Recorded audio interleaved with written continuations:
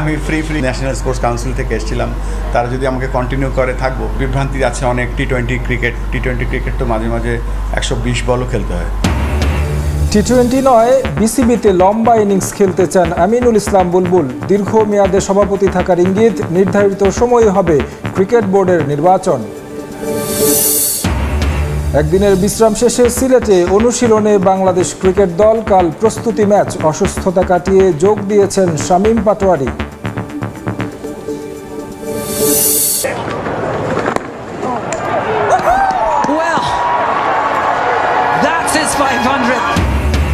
স্বীকৃত টি-20তে 500 উইকেট শিকারের ল্যান্ডমার্ক স্পর্শ সাকিব আল হাসানের। অলরাউন্ড পারফর্ম করে সিপিএলে জেতালেন অ্যান্টিগাকে।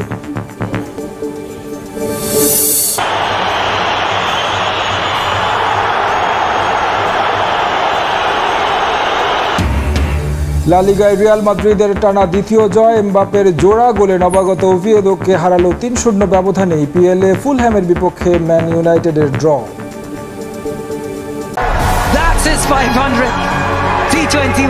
টি-20 ক্রিকেটে একদিকে 500 উইকেট, অন্যদিকে 7000-এর বেশি রান। ক্রিকেট ইতিহাসে এমন অলরাউন্ড অর্জনের মালিক একমাত্র ক্রিকেটার হলেন সাকিব আল হাসান। বাঁহাতি স্পিনের জাদুকর সাকিব এবার ছুঁয়েছেন এমন এক মাইলফলক যা বিশ্ব ক্রিকেটে আগে কেউ পারেনি। ক্যারিবিয়ান প্রিমিয়ার লিগে তৈরি হলো ইতিহাস, আর বাংলাদেশের ক্রিকেট ভক্তদের জন্য জন্ম নিল নতুন এক গর্বের মুহূর্ত। অ্যান্টিগার স্যার ভিভ রিচার্ডস স্টেডিয়ামে রবিবার রাতে ক্যারিবিয়ান প্রিমিয়ার লিগে সেন্ট কিটস ও নেভিস প্যাট্রিয়টসের বিপক্ষে মাঠে নামেন সাকিব আল হাসান। ম্যাচের 15তম ওভারে বল হাতে আসেন তিনি। ওভারের তৃতীয় বলেই সম্ভাবনা জাগিয়েছিলেন সাকিব। ব্যাটার মোহাম্মদ রিজওয়ান বলটি লং অন দিয়ে উড়িয়ে মারে। ফিল্ডার জেডেন সিলস দৈর্ঘ্যে ক্যাচ নিয়েছিলেন ঠিকই, কিন্তু ভারসাম্য হারিয়ে সীমানায় পা রাখায় সেটি রূপ নেয় ছক্কায়। সাকিবকে অপেক্ষায় থাকতে হয় আরেকটুক্ষণ, কিন্তু সেই অপেক্ষা দীর্ঘ হয়নি। একই ওভারের শেষ বলে দুর্দান্ত ডেলিভারি করেন সাকিব।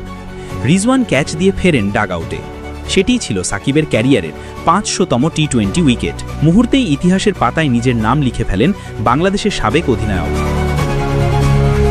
এতদিন পর্যন্ত 500 উইকেট পাওয়া 4 জন বোলার ছিলেন রশিদ খান, ডোয়াইন ব্রাভো, সুনীল নারায়ণ ও ইমরান তাহির। এরা সবাই ডানহাতি বলার, কিন্তু বাঁহাতি হিসেবে এই কীর্তি প্রথমবারের মতো ছুঁলেন সাকিব। শুধু তাই নয়, ব্যাট হাতে সাকিবের ঝুলিতে আছে 7549 রান। অর্থাৎ তিনি বিশ্ব ক্রিকেটের ইতিহাসে একমাত্র ক্রিকেটার যিনি টি-20তে 500 উইকেট ও 7000 রান দুটোই থুতে পেরেছেন। ক্রিকেটে এটি এক অনন্য অলরাউন্ড ডাবল যা তাকে অন্যদের থেকে আলাদা করে তুলেছে। সাকিবের এই 500 উইকেট এসেছে বিভিন্ন টুর্নামেন্ট মিলিয়ে।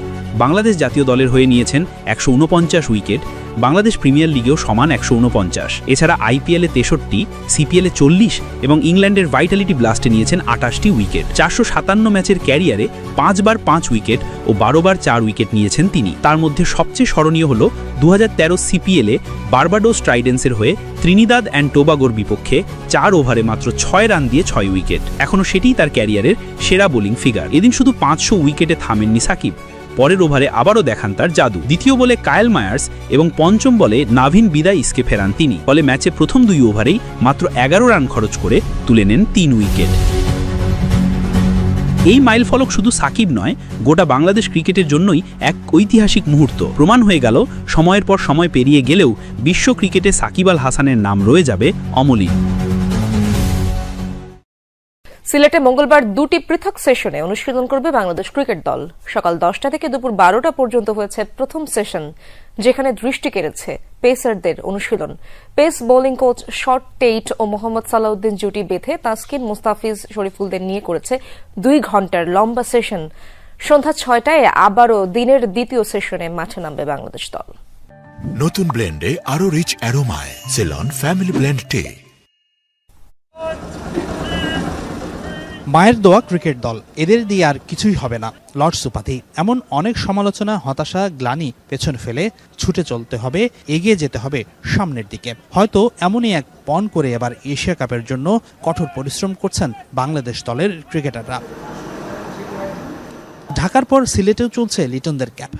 ঢাকায় ফিটনেস ক্যাম্প করে আসায় সিলেটে বাড়তি গুরুত্ব পাচ্ছে স্কিল ট্রেনিং। সোমবারের অনুশীলনে বাড়তি দৃষ্টি কেড়েছে পেসারদের অনুশীলন। Pace bowling coach Shaun Tait কাজ করবেন তাসকিনদের সাথে, সেটাই স্বাভাবিক, কিন্তু টেইটের সাথে জুটি বেঁধে 2 ঘন্টার লম্বা সেশনের প্রায় পুরোটা সময় পেসারদের নিয়ে কাজ করেছেন মোহাম্মদ সালাউদ্দিনও। হয়তো প্রশ্ন জাগছে, গত কয়েক বছরে বাংলাদেশ দলের সবচেয়ে ভালো ডিপার্টমেন্ট পেস, তাহলে কেন তাদের নিয়ে এত ভাবনা? কিন্তু বাস্তবতা বলছে পেসারদেরও উন্নতির যথেষ্ট সুযোগ আছে। বিশেষ করে পেস সহায়ক উইকেটে অনেকটাই কার্যকারিতা হারান তারা, হয়তো সেটা নিয়েই হচ্ছে কাজ। যেমন পেসার শরীফুল ইসলামের কথা ধরুন, বাংলাদেশ দলের উইকেট টেকিং বোলারদের অন্যতম একজন তিনি। দলের বড্ড প্রয়োজনে প্রায়শই ব্রেক থ্রু এনে দেন এই বাঁহাতি, কিন্তু মাঝে মাঝেই হয়ে যান খুবই ব্যয়বহুল। যেমন শ্রীলঙ্কার বিপক্ষে সবশেষ সিরিজের তৃতীয় টি-20তে 4 ওভারে 50 রান দিয়েছিলেন শরীফুল। আবার সাইফুদ্দিনের কথা ধরুন, পাকিস্তানের বিপক্ষে ঘরের মাঠের শেষ টি-20তে দারুণ প্রথম স্পেলের পর স্লগে 1 ওভারেই দিয়েছিলেন 19 রান। সেই সমস্যাগুলো কাটাতেই কোচিং স্টাফদের প্রয়াস। প্রায় প্রতি বলে বলে পেসারদের গাইড করেছেন টেইট সালাউদ্দিন জুটি।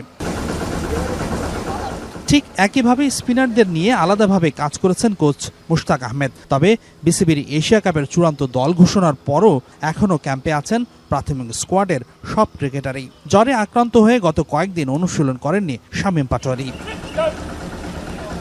এদিকে মঙ্গলবার একটি প্রস্তুতি ম্যাচ খেলবে বাংলাদেশ। বিসিবির দেয়া তথ্য অনুযায়ী সন্ধ্যা 6টায় বিসিবি এইচপির বিপক্ষে ব্যাট বলের যুদ্ধে নামবে লিটন দাসরা।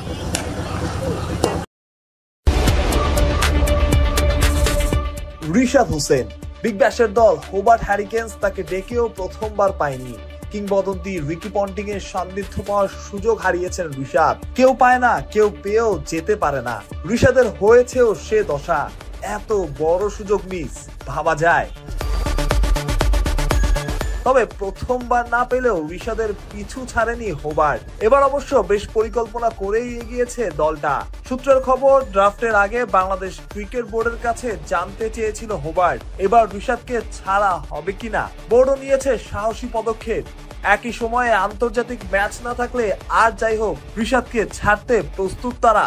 অর্থাৎ একই সময়ে বিপিএল হলেও চাইলে রিশাদ বেছে নিতে পারবেন বিগ ব্যাশকে। অভিজ্ঞতা অর্জনের এমন সুযোগ তিনি হাতছাড়া করবেন না বলেই বিশ্বাস। যেমনটা শুনছিলেন, ক্রিকেট বোর্ডও সাহসী সিদ্ধান্ত নিয়েছে অনেক কিছু ভেবে, অতীতে যা হয়নি আগে। অনেকটা রিশাদের মতোই অবস্থা মুস্তাফিজুর রহমানের। দিল্লির পর দুবাই, ক্যাপিটালস পরিবারের আস্থাভাজন সদস্যই যেন হয়ে উঠেছেন মুস্তাফিজ। তবে বাধা হয়ে দাঁড়াচ্ছে সেই পুরনো ইস্যু, বোর্ডের ছাড়পত্র বা এনওসি পাবেন কিনা।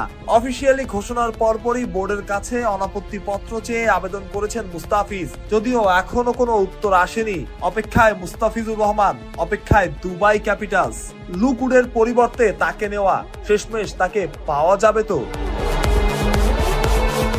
সেই সময় আন্তর্জাতিক সূচি নাই, একমাত্র বাধা হতে পারে বাংলাদেশ প্রিমিয়ার লিগ। তবে বিপিএল কখন হবে তার ঠিক নাই। তার উপর এমন সুযোগ, দুনিয়ার সব বড় বড় ক্রিকেটার খেলবেন সেখানে। সুযোগ পেয়েও কি মুস্তাফিজ সেই সুযোগ হাতছাড়া করতে চাইবেন, কিংবা বোর্ড চাইবে? বোর্ড সাম্প্রতিক সময় বিদেশি ফ্র্যাঞ্চাইজি লিগের ইস্যুতে বেশ সাহসী সিদ্ধান্ত নিয়েছে। তারা বারবার বলেছে খেলার জন্য ক্রিকেটারদের ছাড়তে প্রস্তুত তারা। রিশাদের সিদ্ধান্তটা তেমনই একটা উদাহরণ। যদি সবকিছু ঠিকঠাক থাকে আর কি। আশা মুস্তাফিজের ব্যাপারেও সব বুঝেই নেওয়া হবে সেরা সিদ্ধান্ত। এতটুকু আশা তো করাই যায়।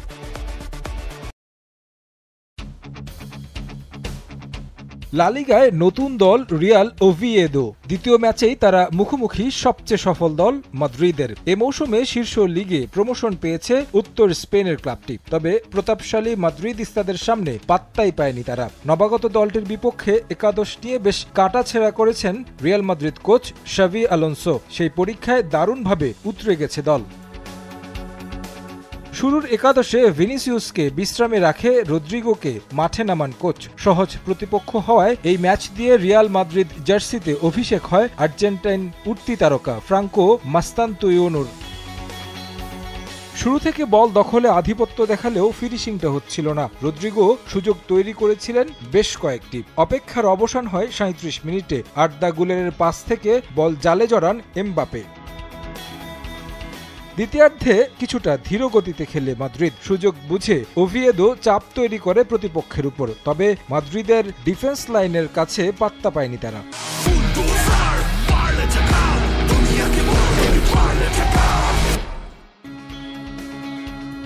ওভিয়েদোর ঘুরে দাঁড়ানোর পরিকল্পনা ভেস্তে যায় এমবাপ্পে ভিনি নৈপুণ্যে। বদলি নেমে দুর্দান্ত প্রেসে বল বাড়িয়ে দেন এমবাপ্পেকে। ৮৩ মিনিটে লিড দ্বিগুণের সঙ্গে জোড়া গোল করেন ফরাসি তারকা।